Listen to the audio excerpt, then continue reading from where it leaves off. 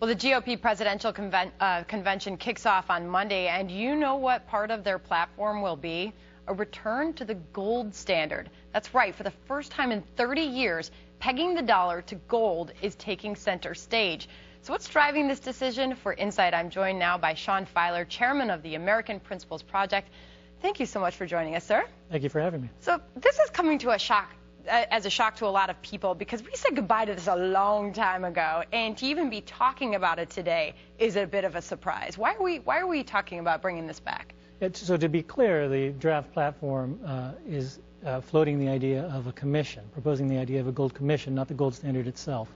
And I think it's a very reasonable step, given if you look at the 4 decades of monetary policy and fiat money that we've had, has failed to deliver either on employment or price stability. So we're not talking about the gold standard and pegging the dollar to gold. We're talking about a commission that would do what?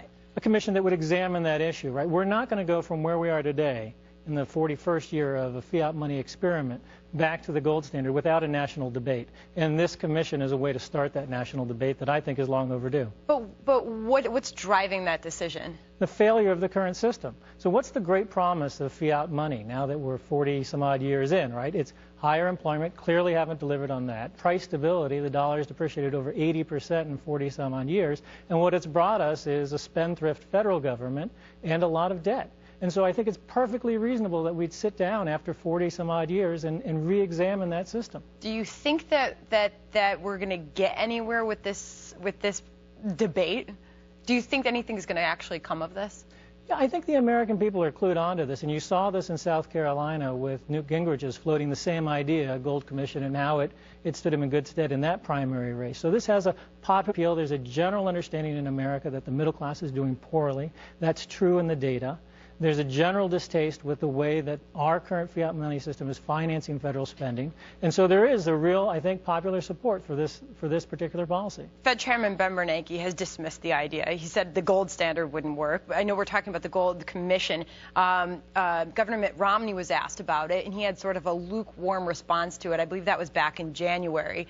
I'm not seeing a whole lot of support for this right now. Do you think you're going to see that next week?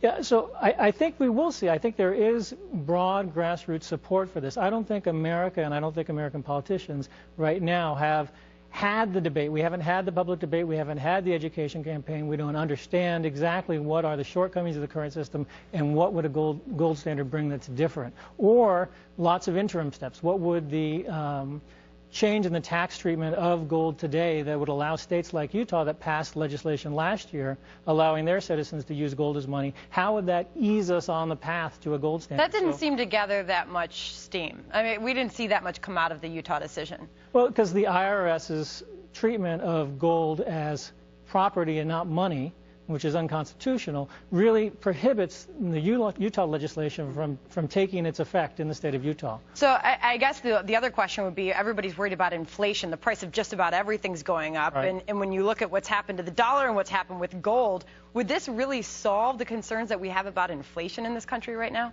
Well, this is the key problem, right? So if you look at the last 40 years, you had the average household income in America, the median household income, go from $9,000 to $50,000. But over that same time, the dollar's depreciated 80%, so the average household has made relatively little progress. And most of the progress they've made has been as a result of 2-income households growing relative to 1-income households. So there's been a lot of appearance of prosperity, a lot of appearance of progress without much of the substance. And that's because of our failure to deliver price stability. And that's what the gold standard delivers, and that's why we're having this debate, because the middle class is not thriving under the current system. All right, well, we'll definitely see what happens next week and what happens going into the election. Right. Fieler, thank you so much for joining us.